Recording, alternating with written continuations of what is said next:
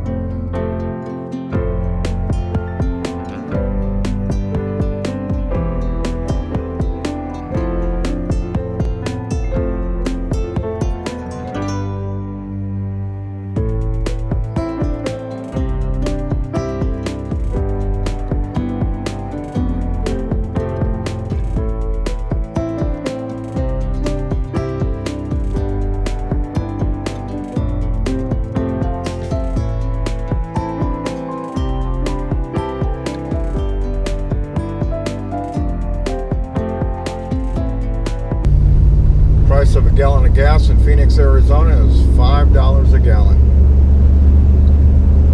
Temperature today is 91 degrees. It's actually a pretty good day. So anyway, folks, did you guys hear the numbers on the devastation in Florida? So because of Hurricane Ian, the damages could be anywhere between 40 and 70 billion dollars. So you know what that means. Everybody in other states are going to pay more for home insurance and auto insurance. Because every time there's a big disaster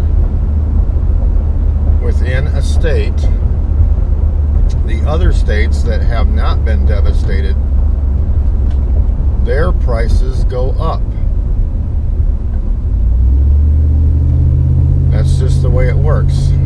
So even though Arizona didn't have anything to do with the hurricane, the prices for auto insurance and home insurance in Arizona will naturally go up. That's just how it works every time there's a disaster. Whenever there's a tornado in Iowa that's devastating, insurance companies pay off and everybody else's insurance goes up. It's just a natural phenomenon that happens. So the government will be paying for a lot of the damages in the state of Florida, and that will also directly get billed to the American citizens, because the government will borrow more money we don't have, to help people out, which is, you know, what they're supposed to do. But that raises everybody's taxes. And we're already $31 trillion in debt.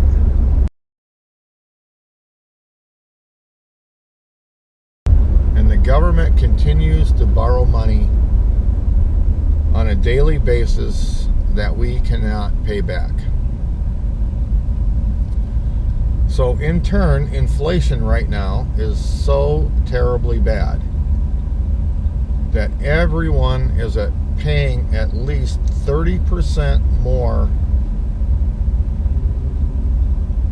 in their expenditures.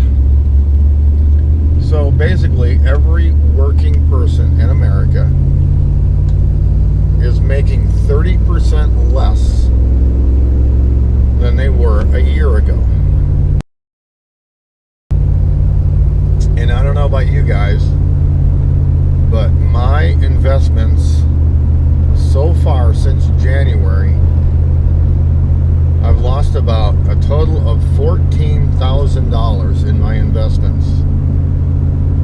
made about $4,000 back, so I was only down $10,000. But now it's back down to $14,000 lost again, because with Joseph R. Biden Jr., the stock market can't stay up like it was under Trump.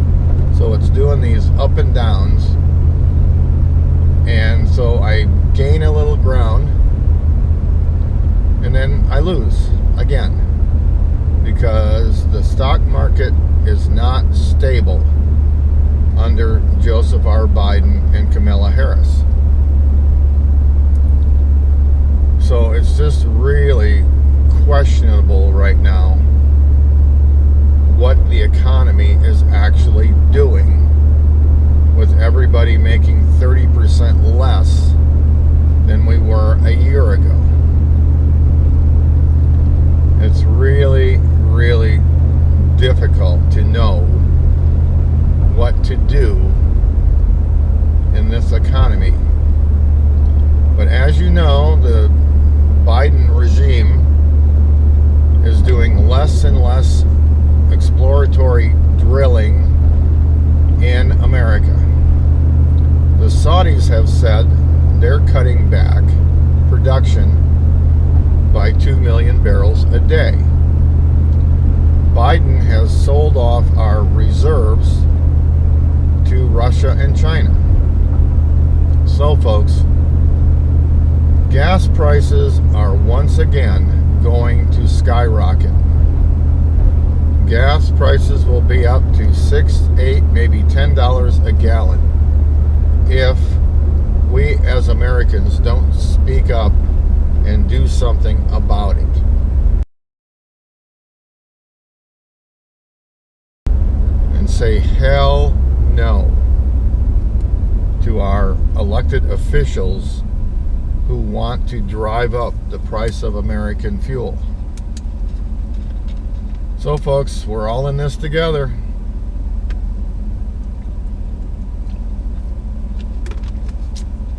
What they want is for all of us to go spend $79,000 on a Tesla. Not gonna happen. You know, I seen a Tesla yesterday advertised online for $149,000. An electric vehicle for $149,000. Now, unless you're Bill Gates, you're not going to be able to afford to buy an electric vehicle that costs $149,000. You won't be able to afford one that even costs $79,000 or $69,000. And they're not being charged from solar panels and wind turbines anyway. So you're just wasting your money. But again, fuel prices are going to go up.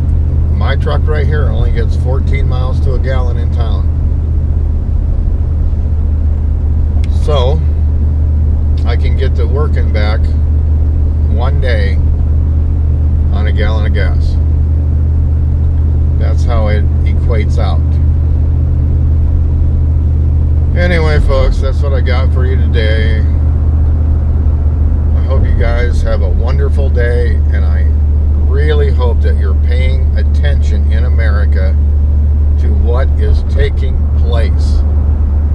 And I want you to ask yourself, why hasn't the border czar, Vice President Kamala Harris, why does she refuse to say or do anything about the fentanyl crisis in America, with the fentanyl coming across our southern border? Where is she? Why isn't she doing something about the fentanyl crisis in our country? Folks, my point of view is she, for one, is absolutely useless. And the fentanyl crisis is actually the people profiting from the fentanyl crisis in America are actually the American wealthy, the elite, are actually connected to the fentanyl crisis. That is why it is not being stopped in America. All right, folks, that's what I got for you. Have a wonderful day. Continue watching. Please subscribe. Arizona Guy.